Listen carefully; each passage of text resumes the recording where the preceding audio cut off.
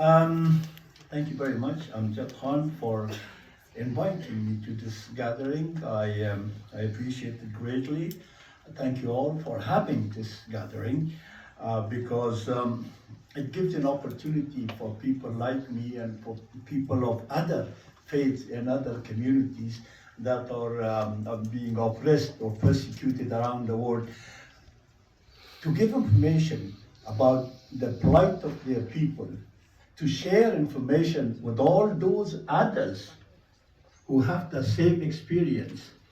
I got from the lady the information or the idea that we should stick together because we have more or less a common destiny. It would be foolish when our oppressors are friendly, when they cooperate with each other, and we, the victims, don't understand each other or don't get together with each other or don't share experiences with each other. At the moment, for example, the Taliban are in cahoots with the Chinese government. And we Uyghurs, we don't know what's going on. China is one of the oppressors, one of the autocratic regimes in the world, and so are the misogynist Taliban. And they're friendly. The Iranian regime suppresses dissent in the country. All the women, or most of the women, just for a piece of cloth, are being persecuted. Yet, they are in cahoot with the Taliban in Afghanistan. They have a lot in common. But we, the Afghans or the Hazaras, don't have much to do with the Iranians. We should cooperate. We should strengthen each other's stand.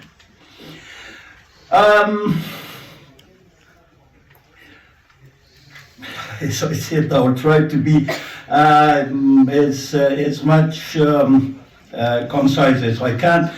The Hazaras are Turkic Mongolian people living in Afghanistan for a long, long time, and a lot of historians believe that they are the main inhabitants of the country. We have in our faith or our religion is Shia. Some of us are Sunnis and some others are Ismailis. So during the 1890s, the Brits, fearing that we will have an alliance with the Russians, so they brought one of their stooges called Abdurrahman and armed him and supported him, and he started the genocidal war against my people, the Hazaras. And their main theme was that these are Shias and you're infidels. You're not Muslims. So that's how they brought hordes of people from across the border and started the war against us. More than 60% of my people were massacred. And our women and girls, unfortunately, were sold to slavery in the Indian subcontinent, in Pakistan, in Afghanistan. Our lands, our fertile lands were taken in central Afghanistan, in a lot of places such as Kandahar, Helmand. Those are the beautiful lands that was ours, but they were taken from us. So we were driven out of our land and forced to flee to the mountains. And yearly, hordes of Pashtun nomads come, and they have these decrees from the 1890s to pasture, to our pastures, and they graze and they live, and on the way they plunder our livelihoods and our fields.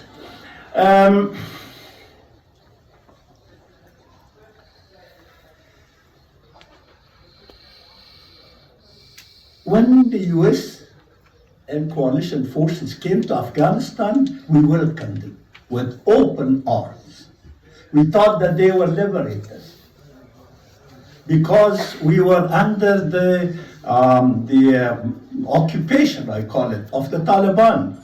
They massacred more than 10,000 of my people in the northern city of Mazar Sharif. So when they came, we welcomed them. And I tell you, there's all documents there. There's not one foreign soldier, American or otherwise, that has been killed by a Hazara. There has not been one suicide bomber from the Hazaras. We, for a whole century, we were deprived of all the things that a citizen could have. Socially, economically, politically, we were deprived of it.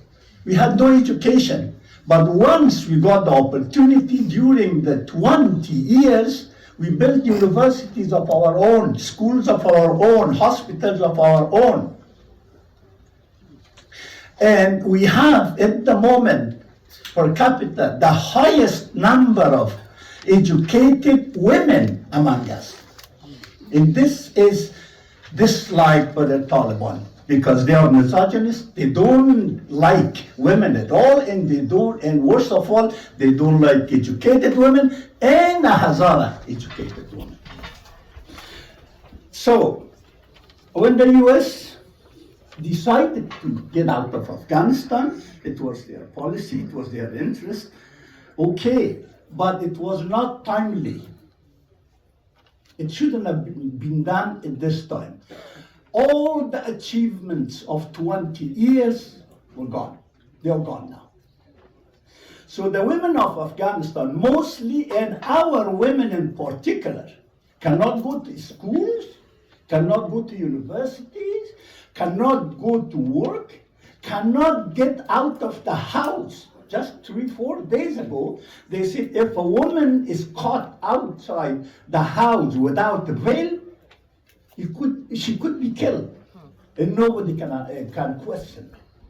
Can you imagine a society where half of the population are deprived of every right, even the right of getting out of their houses, or the right of work, or the right of education? But that is what we are faced with.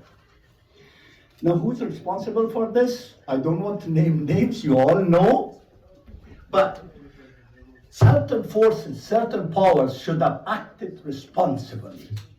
They left us to the wolves. They left a slaughterhouse behind them.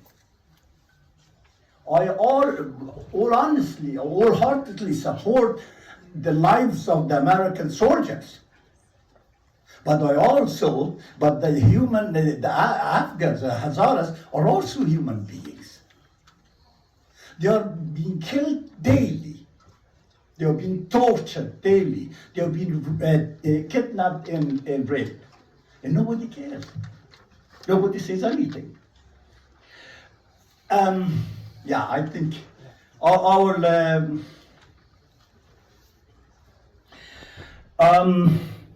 I shouldn't talk about the Taliban, you know all. So at the end, I made 3 points.